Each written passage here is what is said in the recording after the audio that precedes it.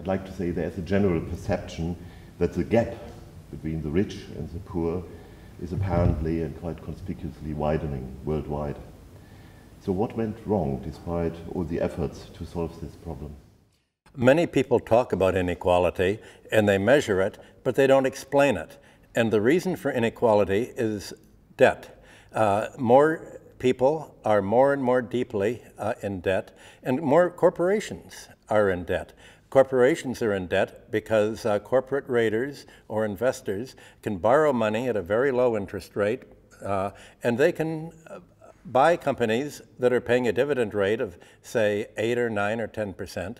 So if you can borrow at 4%, you can buy a whole company that pays 10%, and you can make the difference is a kind of arbitrage. So companies that are financialized, that are taken over, companies whose managers are paid in stock options for raising the price, say, well, we're now going to use our earnings. We're not going to invest in new factories and new plant and equipment because that takes a long time to produce earnings and the market isn't there anyway. We're going to use our profits to buy back our stock. As a manager in stock options, I'm paid by how much I increase the company's stock for the stockholders. So basically, the banks gain by making more and more takeover loan interest, and stockholders gain to buy a stock that's going up in price, not because a company's producing more, not because it's earning more, but simply because it's buying up its own stock.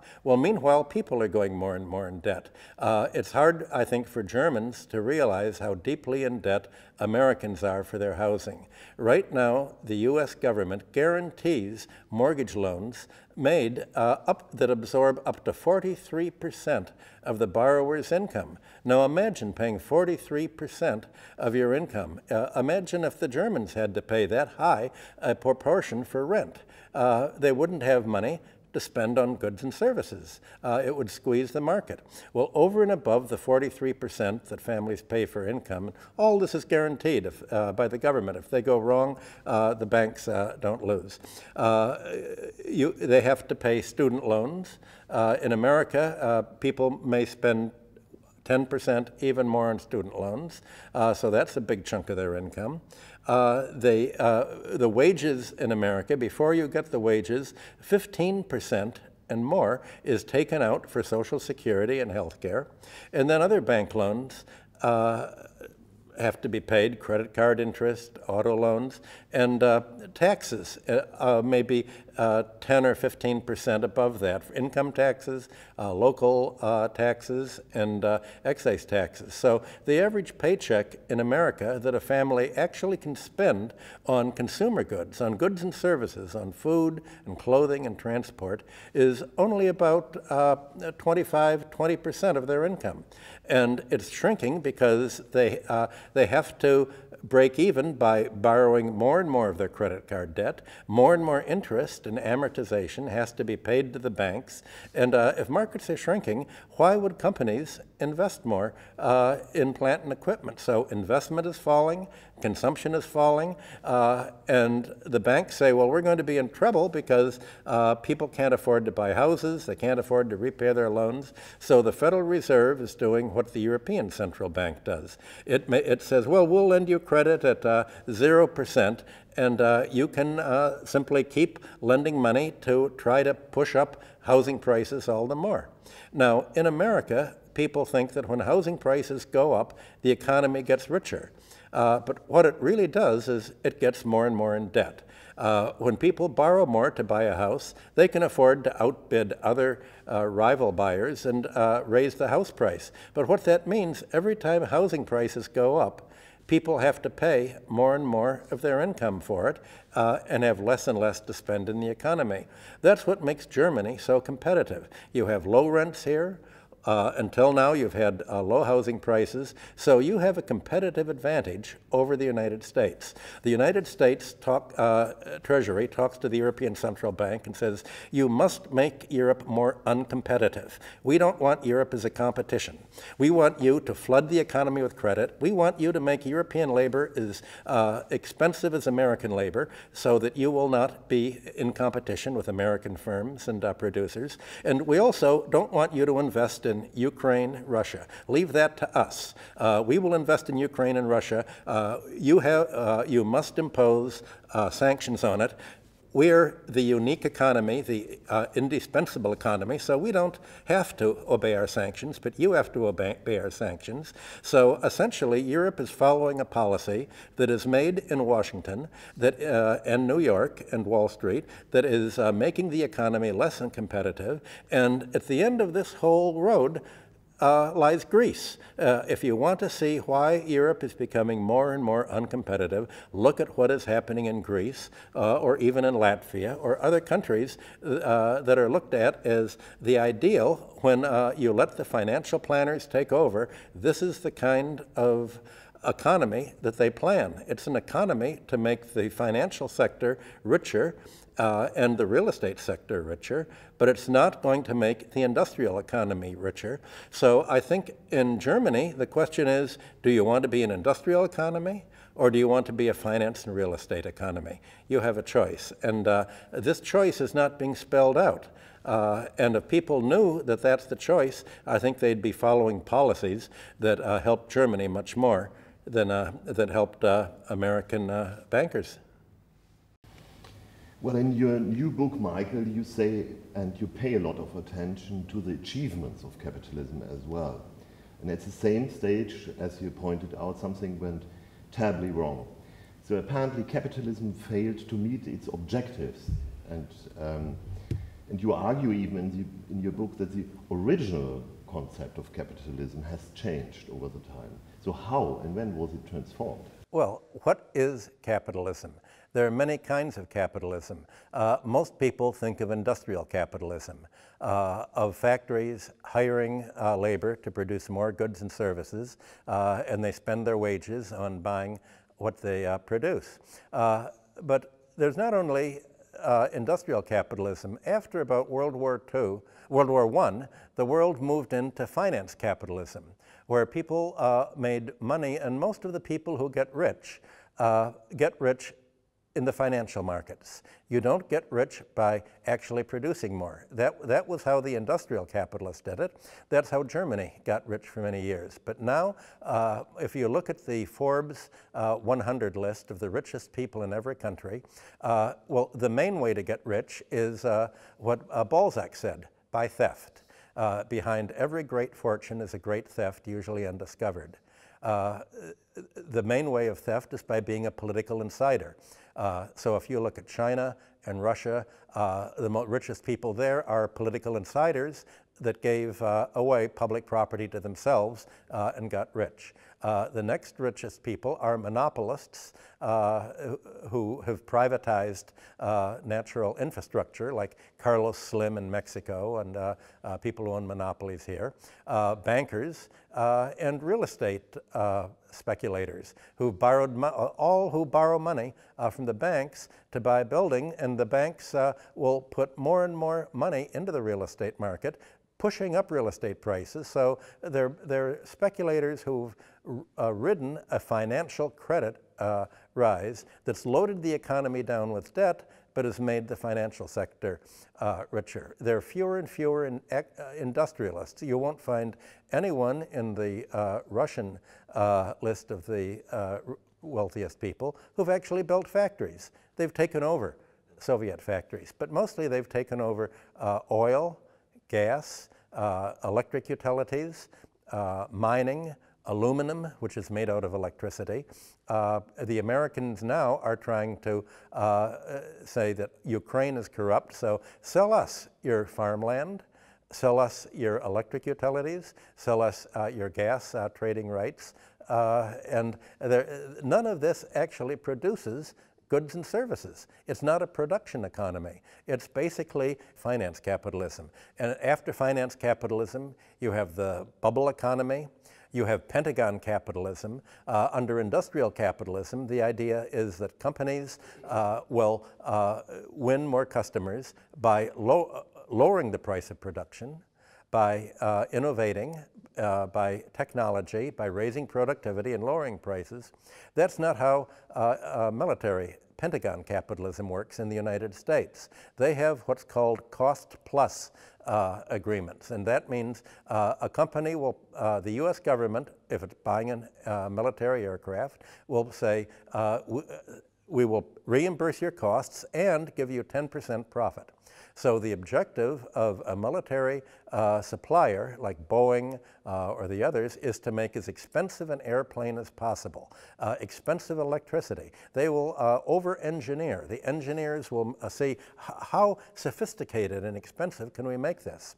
Well, what happened after the Pentagon capitalists did this in America in the 1960s for electronics, for aircraft? The Japanese and the Koreans came in and they said, well, we're going to make consumer goods. Instead of making the most expensive product we can to make profit, we're going to make the least expensive product we can and sell it at a profit and make industrial profit. So right there you have an example of the contrast between Pentagon capitalism and industrial capitalism. On Wall Street, you have various other forms. You have casino capitalism, where a company, since 2008, banks have been able to borrow from the Federal Reserve in the United States or in Europe from the European Central Bank money at zero interest. What have they done? They've basically made bets on mathematical derivatives. They bought foreign exchange, foreign currency. They've bought foreign bonds yielding high prices, like between 2008 and 2010, they bought Greek bonds yielding much higher prices. And then when the Greeks couldn't pay, the European Central Bank came in and, with the IMF and lent money to Greece to buy all the bonds that bondholders pay them in full, so that they made a killing by the European Central Bank. Now, this is at a time when employment was declining in Greece and Southern Europe. The European Central Bank didn't do what a real central bank does, which is finance government spending into the economy to revive employment, to help bring the economy out of recovery. The European Central Bank only makes money to banks to make more money to compensate for the bad loans they made by acting recklessly as if somehow the finance capitalism system would work instead of run into a dead end. How does this new mode of capitalism really affect our individual lives, really? I mean, the lives of everyone, of each of us, really? When you say, how does the current economic situation affect everyone, you have to break down the population. Youth is different from the elderly. All over America, also in Greece, they've extended the retirement age. They've said you're not going to get pensions as early as you thought because we've lost our money on Wall Street. I'm sorry, we can't afford to pay the pensions. You've got to stay in the workforce longer. So the elderly are staying in the workforce much longer in countries where the retirement age is raised. That means that young people, there are no jobs for young people because there are only so many jobs that are required to produce. And so young people have great difficulty getting into the labor force. 70% of professors in the United States are part-time. That means when you get a PhD, you'll be able to make only maybe $2,000 a year per course, a whole year, and you only get $2,000 as an adjunct professor, part-time, because universities can make money that way. Well, meanwhile, you've taken out student loans that may cost $150,000, $200,000, so you have to pay student loans. The average rent in New York City is $4,500 a month. So just imagine, you'll have to pay a few $100, maybe $500 a month on student loan. How are you going to live when you only make $2,000 or $4,000 a year? The answer is you live at home with your parents. So in the United States, you have more and more people in their 20s living at home with their parents. 10 million Americans had their houses in foreclosure after the real estate crisis of 2008. And you had funds come in all of a sudden, like Blackstone funds would come in and buy thousands and tens of thousands of these homes under foreclosure. They would buy them and then they would begin to rent them, raising the rates. And so you had a shift from owner-occupied housing to absentee ownership.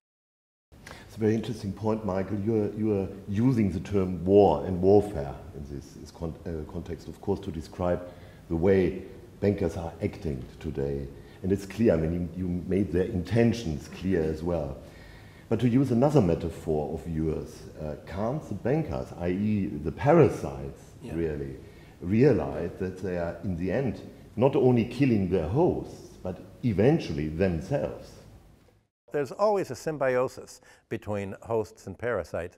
A smart parasite will keep the host alive and growing and reproducing so that there can be more hosts for the parasite.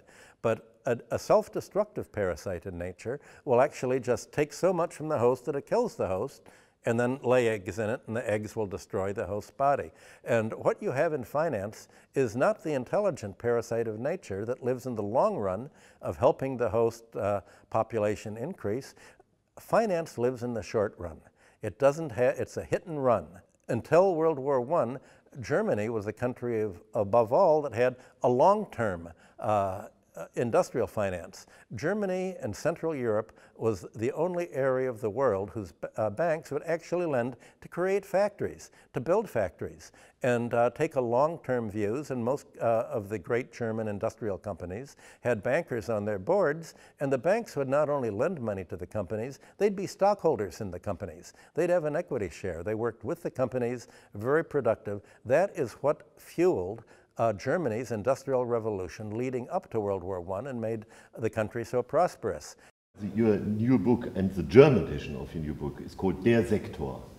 Yes. Yeah, which you call in English, we call it the fire sector. So what exactly do you mean by sector? And above all, how could the sector have to become so powerful? In the United States, national income economists realize that finance, insurance, and real estate are not part of the industrial economy. They're part of overhead. They make money from the industrial economy, so the statistics separate finance, insurance, and real estate into what's called the fire sector: Finanz, Versicherung, und Immobilien. You can overdo it. They realize that this is where all of the wealth is being sucked up into. If you look at almost every country, but especially the United States, all of the wealth has been, the growth in income doesn't accrue to the 99% of the population that are employees that make goods and services or work. They've all accrued to the finance, insurance, and real estate sector.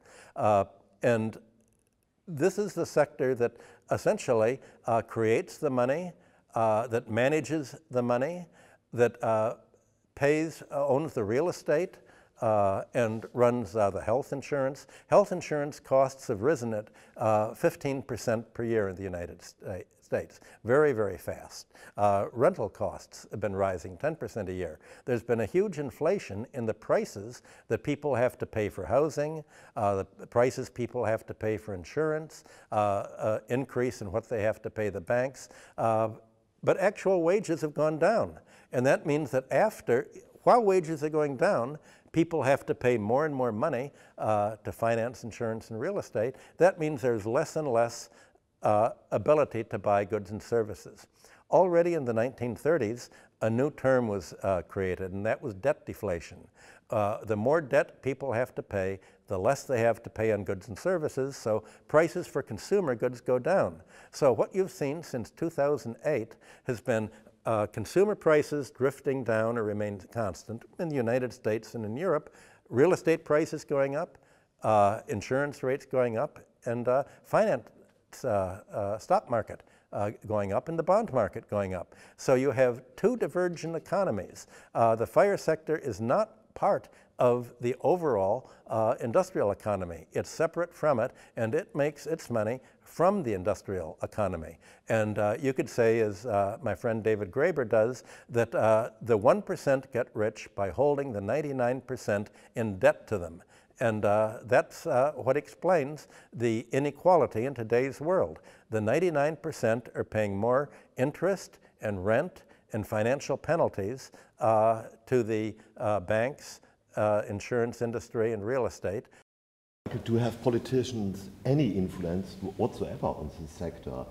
And what can and ought to be done to re-establish the primacy of politics and of democracy and of the true interests of the people? It's very difficult to see what can be done because the economy drive to become like Greece cannot be stopped until you write down the debts. This is the problem that people are not willing to realize, that you can either save the economy or you can save the bankers and bondholders. And the bankers and bondholders really dominate the media, they dominate the schools, they give subsidies to the business schools and the economics departments to teach that you can't cancel the debts. But actually, if you look through history, every society has had to cancel the debts in one way or another. The German economic miracle really was the Allied monetary reform of 1947, when all German internal debts were canceled, except for minimum working balances in the bank accounts, and except for the money that German employers owed their workers. That was a debt, it's a payroll debt. But Germany was able to start its economic miracle debt-free. Right now, that's called unthinkable. So you could say that my book is about thinking about the unthinkable. Still, I want to ask you what comes next, because you have been not only one of the few economists who predicted the financial crisis, but also, I believe you were the first to forecast the real estate collapse. And so I was wondering, if we go on like that, don't you think that we have to expect a revolution even? Well, I have to be more modest. You say that it's true that the Financial Times cited me as one of the first, along with my friend Steve Keen, to forecast the crisis. But that's because I was, in addition to teaching, I was a popular journalist in America, and I wrote a cover story for Harper's Magazine saying exactly what would happen. Already in the 1970s, I was called Dr. Doom. But the fact is, at the time I wrote my article for Harper's, 2 years before the crisis, the English language already was referring to liar's loans, fake junk mortgages. They were already talking about ninjas. All of Wall Street and all of the investment community knew that the economy was based on financial fraud. Economists didn't teach this in the textbooks. And because I was an economics professor, and because I wrote in the media as a professor, I was credited simply because I said what everybody knew. So there's really not that much new. I just wrote it up and drew some charts and diagrams to spell it all out.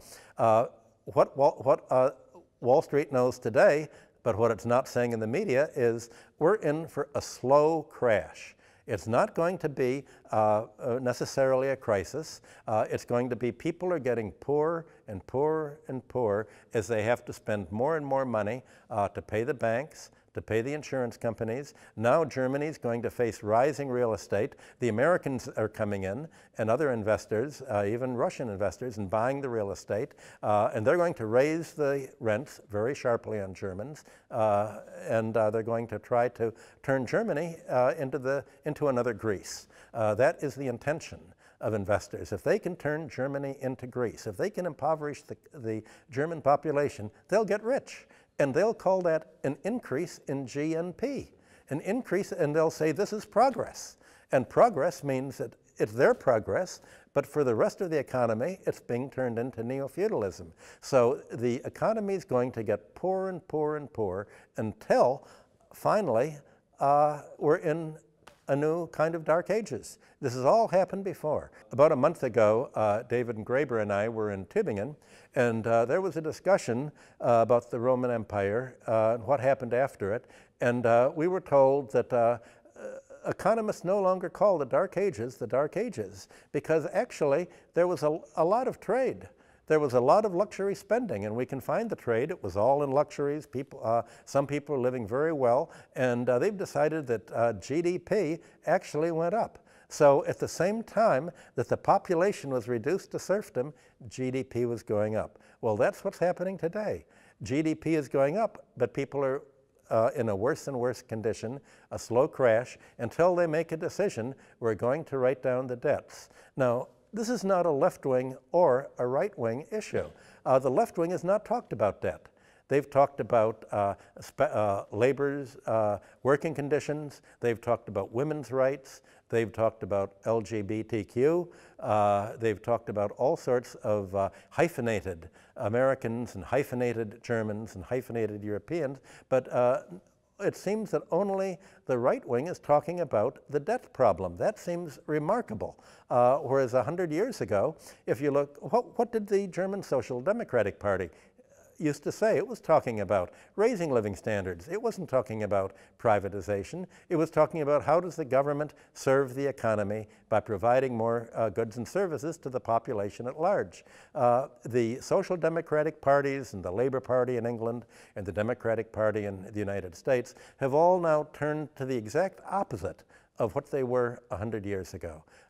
And the result is that you have the left-wing parties now moving to the right, and only the right-wing parties are talking, and the conservatives are, and Wall Street, my gang, are talking about finance and the financial stranglehold on economies.